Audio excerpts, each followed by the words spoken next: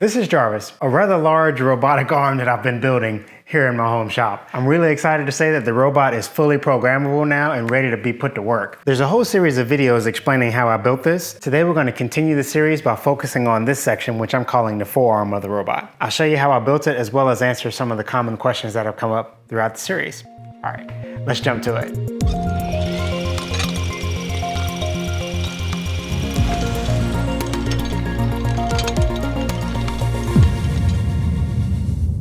Let's take a closer look at what we're going to be making today. Here's a nice overview of the final project. And if we zoom in right here, you get a really good look at the area we're going to be focused on today. Part of what makes the forearm so challenging is this is the area that has the most dexterity. I need to be able to manipulate and spin the load in all kinds of positions. It needs to be fairly light because all of the other motors have to lift and manipulate this part of the arm, but it also needs to be strong, which is really difficult to combine with lightness. In fact, if you take a look at the inside, this first motor down here is motor number 6. This is the one that rotates the wrist around. Motor number 5 is right here, and this is the one that tilts the wrist up and down like so. And then finally, motor number 4 is the one that actually rolls the whole forearm over itself. When you look at commercially made robot arms, they usually have all 3 of the motors positioned all the way at the back behind the pivot point of the arm. The reason for this is actually quite simple. The motors are the heaviest part of this assembly, and the further they are away from the pivot point, the harder it is to lift them up. If you can move them to the other side of the pivot point, they actually balance out the weight of the rest of the arm and make it very easy to move the arm around.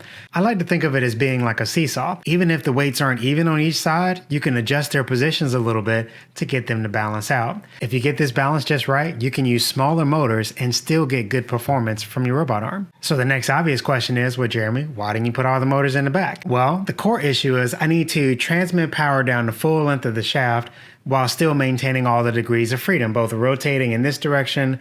I need to be able to pivot the wrist, and that's probably going to include a shaft within a shaft assembly, some custom bevel gears, and these are things that I don't feel confident that I can make in my shop. I don't have a lathe, I don't have a way of cutting gears, and it was really important to me that I be able to make this assembly myself. So I decided to give up on the benefits of having the motors in the back so that I could be sure I had a design that I could fabricate myself. Here you can get a better look at what that motor assembly looks like on the inside. And if we zoom in even tighter, we can get to the main body here inside of all of this other structure, which is this rectangular tubing here. Once you remove all the bolt-on components, you can get a better look at how complex this piece is. Most of these holes are threaded holes, and that's probably enough looking at the 3D model. Let's go out and actually build this thing.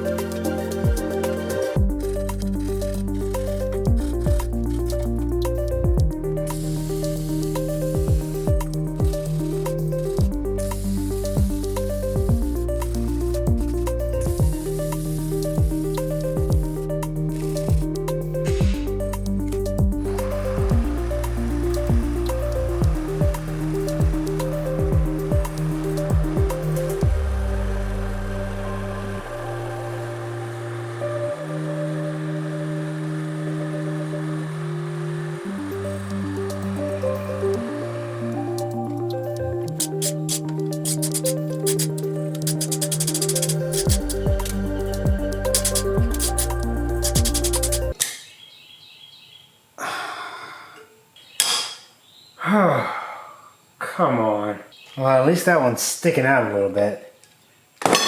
Jeez.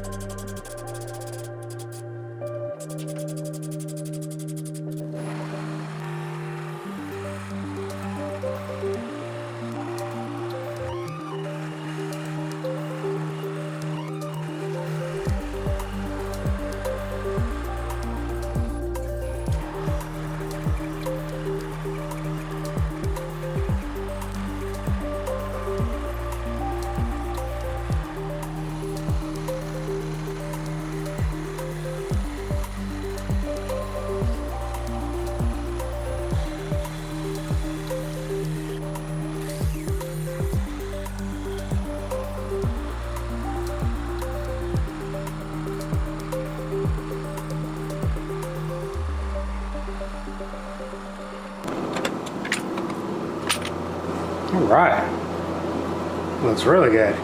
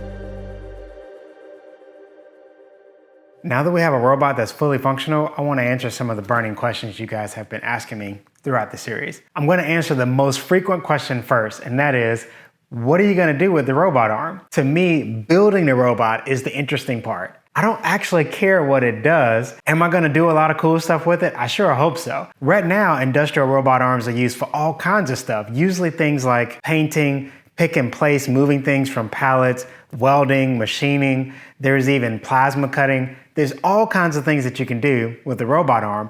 And I certainly intend to experiment with many of those things and even some other more creative things that I intend to come up with. At the end of the day, my goals were pretty simple. I wanted to build a large, fully capable robotic arm that I could use for experiments in my shop, as well as to teach others what I've learned about robotics along the way.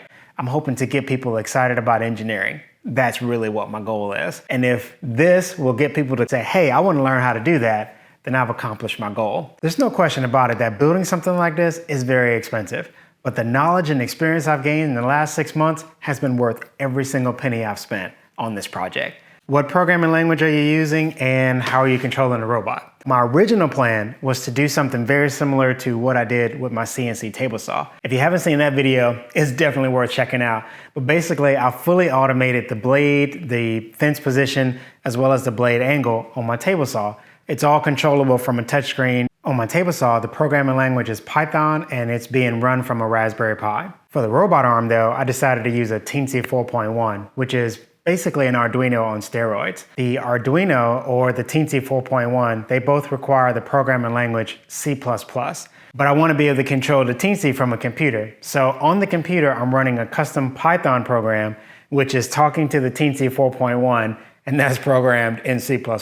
So there are two programming languages. What's interesting though is while working on my program, I came across some videos by a man named Annin. He also made a custom robot arm and his program is open source. It's freely available on GitHub and I'll put a link in the description for you. Now there's some differences between his robot arm and mine. I won't get into all of them. So I had to make some changes, but it didn't take very much to get his software to work with my robot arm.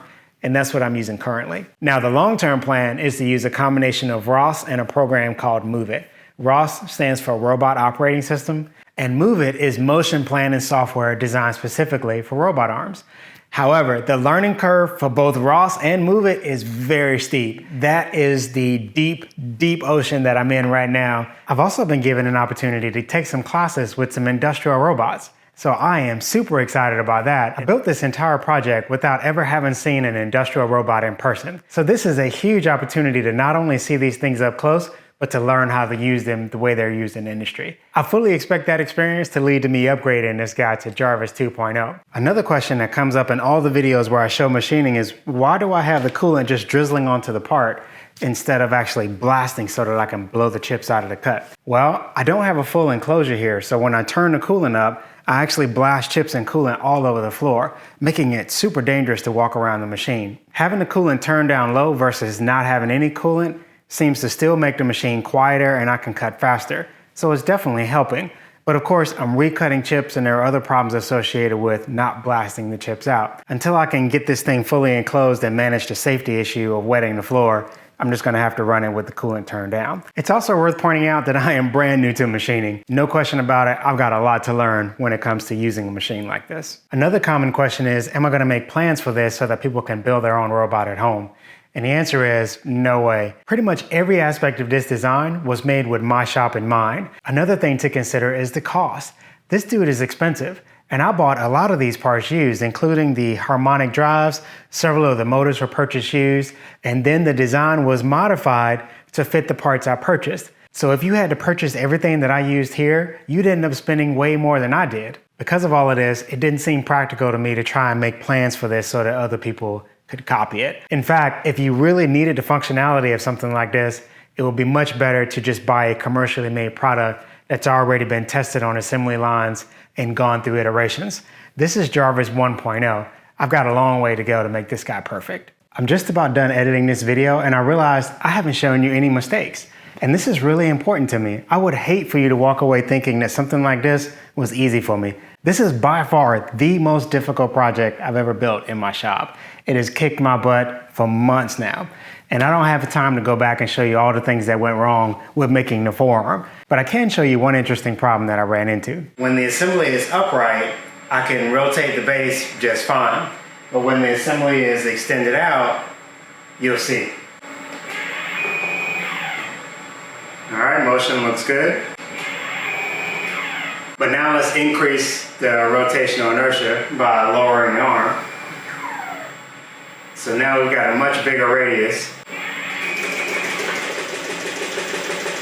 Yeah. Robot seizure.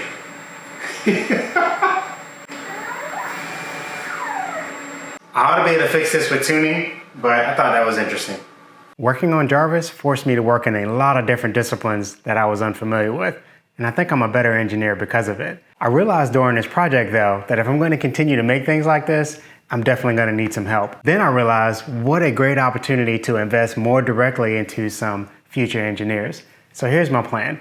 I'm going to be hiring some interns here to help me both in my shop as well as for an experiment that I'm working on outside of YouTube that I'm not going to tell you about yet because it's a little bit too early. If that sounds interesting to you, I'm going to put a link in the description where you can tell me about your current skills and education level. The ideal candidates are probably college students working on engineering in one form or another, electrical, mechanical, programming, whatever. But I'm certainly open to talking to anyone who thinks that they're capable. Probably the most important skill that you need to bring to the table is your ability to learn, because I promise you, I will stretch every skill you think you have. Just to be clear, these are paid sponsorships. I'm not just looking for help. I'm looking to invest in the next generation of engineers. If you have any more questions about Jarvis, feel free to leave those down in the comment section, and I plan to consolidate that information and address those questions in future episodes. There's several things I haven't covered yet with Jarvis 1.0, so I fully intend to go back and talk about the electrical design, servo tuning, some of those other things that go into making something as complex as this. So until then, thanks for watching.